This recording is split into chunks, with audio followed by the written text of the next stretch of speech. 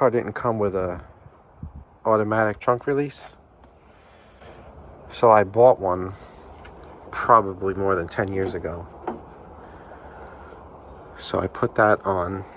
And this is another thing. I couldn't really find much information about it because I guess either people have it or they don't. They're not usually retrofitting it. So this is the way it attaches. There was a small little tab I had to remove to get the mechanism to lock into the latch. Easy, just kind of bend it out of the way. And this is the cable and the switch that goes in the glove compartment. So I have to snake this wire through.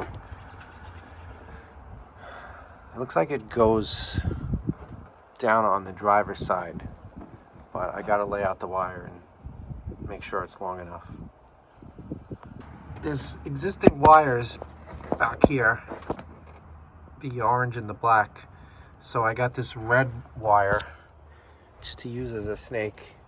I had to pull it. I mean, it might be possible you could squeeze your hand in there, but it was not hard to pull the bottom seat out. You just unhook it, the seat bottom, and this is coming through. So I'm going to tape the trunk release wire to this and pull it through.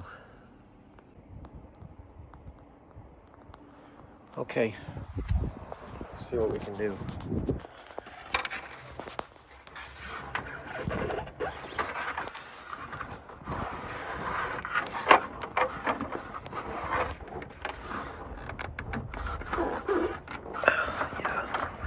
Getting snagged.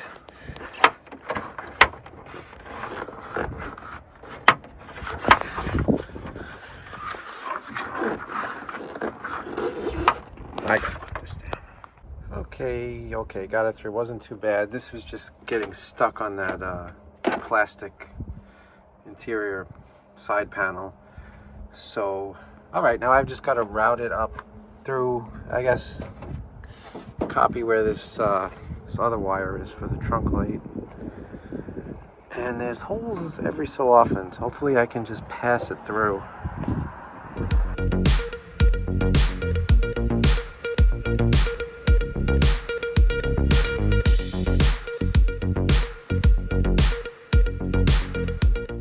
What I thought I would find back here was a connector for the button, but I didn't. I thought I did. There's these two little, see right back here. There's one with one's got an orange wire, one's got a gray. And the one with the gray is dead. The orange one is hot all the time. This is only supposed to be working when the key is on. So clearly, those are not the wires. I'm looking back here everywhere. There's supposed to be a wire back here that plugs into the back of the switch to power it, but can't seem to find it. And then there's also this other wire hanging down here. That white one, but it's not even close to the right type of connector. Since I don't have the proper connector, I'm just going to have to make something.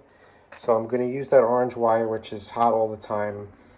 I could always change this later if I need to, but I just want to get this working. So this connector will fit into that orange wire's connecting end.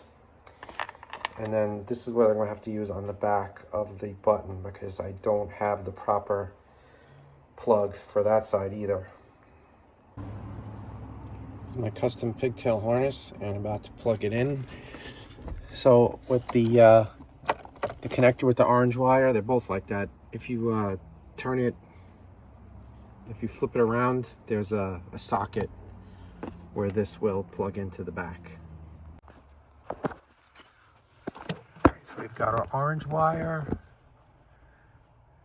and then the black wire is the one that's coming from the trunk, and seems to work. Let's verify that it actually unlatches.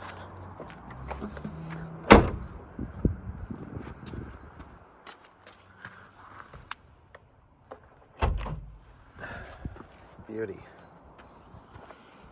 All right, not bad. Only took me like more than half the day, but hey, sometimes, you know, you gotta do what you gotta do.